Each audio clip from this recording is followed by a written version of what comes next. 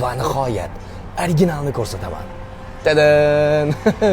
Assalomu alaykum. Assalomu alaykum. Obidjon Inag'omov aziz do'stlar, aynan mana shu Gogik obrazini o'ynagan akamiz. Obidjon aka o'zgaribsiz lekin. Endi vaqtizga ham o'zgaradi. Necha yoshidingiz aka o'shanda?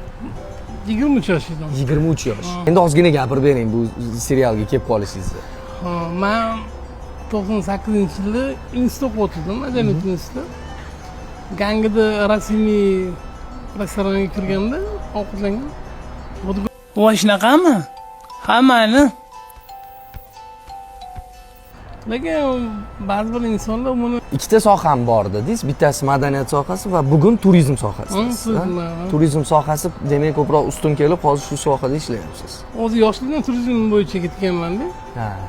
Endi Obidjon aka, agar mana oradan yillar o'tdi, agar hozir kinolarga taklif qilishsa rol o'ynaysizmi?